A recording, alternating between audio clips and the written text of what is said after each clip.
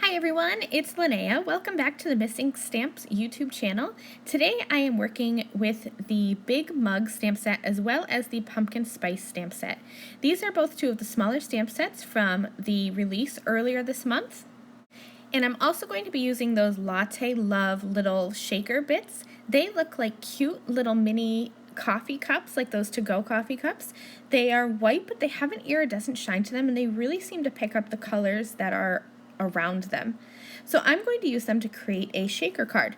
So to start with my shaker card, I'm going to start my background, and I'm going to use a variety of orange colored inks, and I'm starting with one that's kind of more reddish, so it's a red orange, and then I'm going to go into a bright orange, a light orange, and then kind of like a dark yellow. So I'm just going to have a nice ombre color on my background.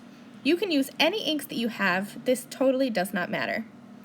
I'm going to create a frame. I used my paper trimmer. If you have a die that creates a frame, that would work just as well. I don't have one, so I just used my paper trimmer. I cut a piece of cardstock to be 4 1/4 by 5 1/2 inches, and then I just used my trimmer and cut out the center of that to create a frame. I'm going to line the frame with double-sided adhesive. You want to make sure this is a strong adhesive, and I'm just going to peel off the backer, and then I'm going to lay on a piece of acetate. You could use clear packaging if you have packaging that you're going to be discarding. I didn't have any, so I just used my acetate. I'm going to use foam tape all around the edges. Now I have a special double thick foam tape. If you're not using super thick foam tape, you want to make sure that you're doubling up your foam tape because you want to make sure that all those little Latte Love bits have room to move around. And you also want to make sure that you are going to seal up your frame completely. So see how all 4 corners my foam tape touches? That way my little shaker bits won't fall out. I'm going to shake some of those Latte Love shaker bits inside, and then I will put on my ink blended cardstock piece and seal that up. Push pretty heavily all around on the foam tape to make sure that seals up.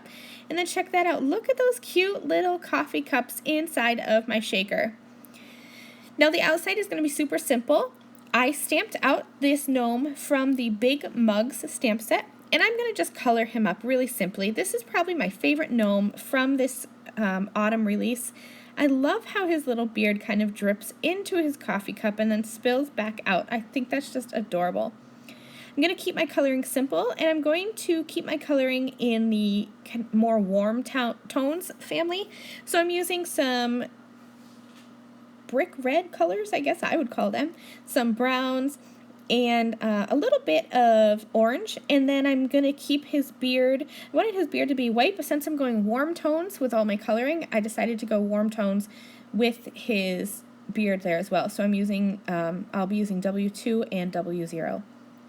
If you've watched my videos before, you know that I color quite simply. I'm not an expert in coloring, so I keep it simple. I use 2 colors for each marker blend. Just start with my darkest one and then blend it out with my light. There are definitely more elaborate ways to color, but for me, I'm a quick and simple, easy coloring kind of girl. I just like to get it done and trim him out and kind of move along with my card.